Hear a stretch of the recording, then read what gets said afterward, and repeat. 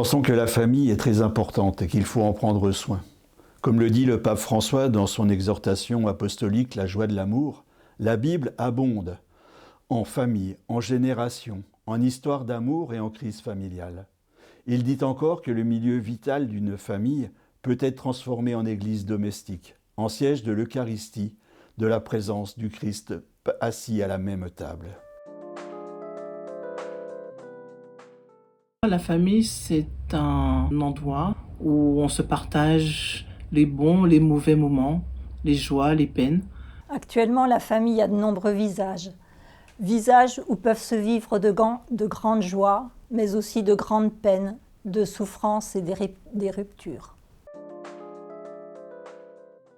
En effet, il n'y a pas qu'un seul modèle de famille. Nous devons prendre soin de chacun, qu'il fasse partie d'une famille avec un papa, une maman, des enfants, ou qu'il soit dans une famille monoparentale, recomposée, sans oublier les grands-parents, les personnes âgées et les personnes seules.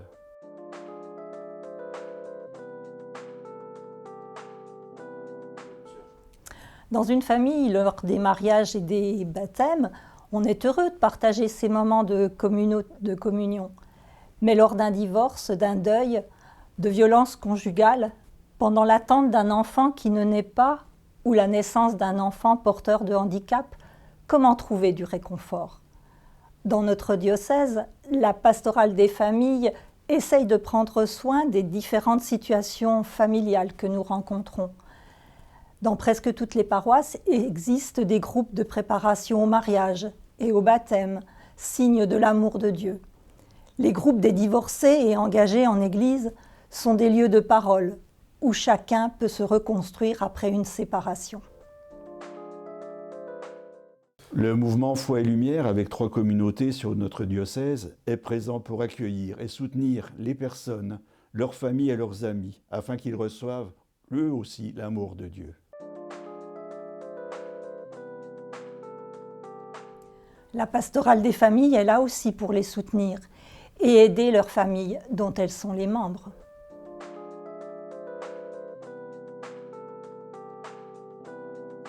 Oui, c'est cela. Mais bien souvent, cette pastorale doit être en lien avec les autres pastorales.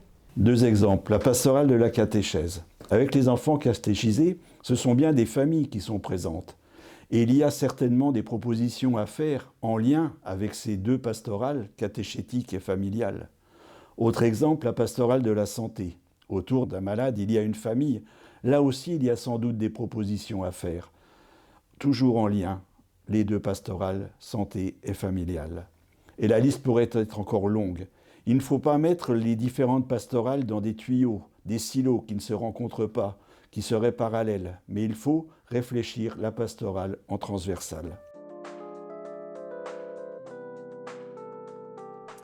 Concrètement, il y a des fiches diocésaines pour la préparation au mariage et pour l'accompagnement des couples dans les premières années du mariage. Mais pour élargir les actions de la pastorale des familles, il y a des projets qui vont être mis en œuvre. Une journée de rencontres et partage organisée avec les différents mouvements Foi et Lumière de notre diocèse. Une rencontre de réflexion et de partage avec le thème « Les grands-parents dans la famille ». Une marche spécifique famille lors du prochain pèlerinage de Notre-Dame des Anges. Une soirée conférence en lien avec le service de la formation et plus précisément éthique et société sur les nouvelles conjugalités et nouvelles parentalités. La réalisation en lien avec le service de la catéchèse d'un kit mis à disposition des paroisses pour l'organisation d'une journée avec les familles au sanctuaire de Notre-Dame des Anges. Et aussi la proposition d'un pèlerinage sur un week-end pour les familles à Alençon, autour de la famille Martin, les parents de Thérèse de Lisieux. Elles peuvent nous contacter à l'adresse de la pastorale des familles et nous serons heureux de les aider dans ces projets. Et chaque personne peut aussi nous contacter à cette adresse si elle a des questions sur la pastorale des familles. Nous sommes au service de tous. La famille, c'est l'amour, c'est l'amour. C'est que du bonheur.